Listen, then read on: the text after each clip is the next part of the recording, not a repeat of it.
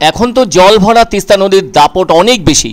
যারা নদীর পাড়ে বসবাস করে থাকেন তারা ওই স্রোতময় ঘোলা জলে ভরা তিস্তা নদী দিয়ে জীবনের ঝুঁকি নিয়ে নিরাপদ স্থানে গবাদি পশুদের ভাসিয়ে আনছেন গৃহকর্তারা। আর বিপদের ঝুঁকি নিয়ে ওভাবে দাপুটে স্রোতের ভেতর দিয়ে গবাদি পশুদের আনার ছবি ক্যামেরাবন্দি হয়েছে জলপাইগুড়ি সদর ব্লকের 5 নম্বর তিস্তা নদী এলাকায়। ওই এলাকার বাসিন্দা সুভাষ মণ্ডল ও সঞ্জয় সরকাররা ওই রকম ভরা তিস্তা নদী দিয়ে সাঁতার কেটে গরু পারাপার করতে ব্যস্ত আছেন। এক্ষেত্রে উল্লেখ করা দরকার, তিস্তা নদীর বাহিরচর এলাকায় অনেক মানুষই কৃষিকাজের কারণে বসবাস করে থাকেন। তাদের অবশ্য মূল জীবিকা কৃষিকাজ এবং পশুপালন। আসলে তিস্তার চর এলাকার জমি কৃষিকাজের পক্ষে অত্যন্ত ভালো, সে কারণে অনেক ধরনের ফসল উৎপন্ন হয়ে থাকে।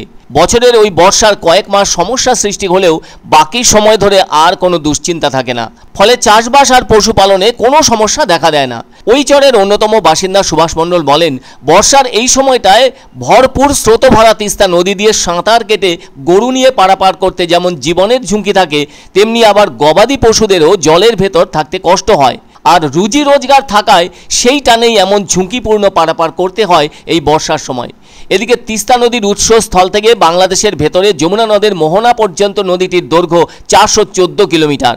কেননা এই নদীটি ভারতের সিকিম ও পশ্চিমবঙ্গ রাজ্যের মধ্য দিয়ে প্রবাহিত হয়ে বাংলাদেশের গাইবান্ধার কাছে যমুনা নদে মিলিত হয়েছে। এই নদীটি একটি আন্তঃসীমান্ত নদী।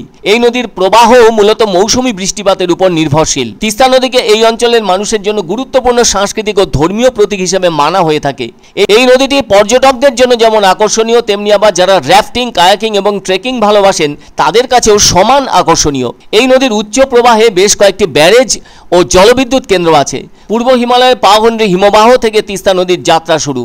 এই নদীটির 305 কিলোমিটার অংশ ভারতে এবং 105 কিলোমিটার অংশ রয়েছে বাংলাদেশে।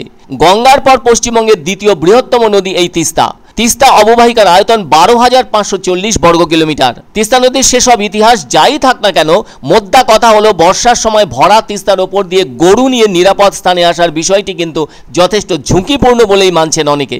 নদীর দুপারে যারা বসবাস করে থাকেন, বর্ষার সময় জল বেশি হলে নদী সংলগ্ন বাঁধহীন অঞ্চলে যে জল অনায়াসে প্রবেশ করে জলমগ্ন অবস্থা তৈরি করে দেবে সেটাই স্বাভাবিক। তবে তিস্তা নদীর বুকে গজিয়ে ওঠা চর অবশ্য অনেক উঁচু থাকে, তবে সেখানেও জল প্রবেশ করে, তখন তো আর করার কিছুই থাকে না। তাই যাতে এই বর্ষার মরশুমে গবাদি পশুদের রক্ষা করা এবং নিজেদেরকেও রক্ষা করা যায় তার প্রতি মনোযোগ দিয়ে থাকছেন বলে জানালেন ওই চর এলাকার বাসিন্দা সুভাষ মণ্ডল ও সঞ্জয় সরকাররা।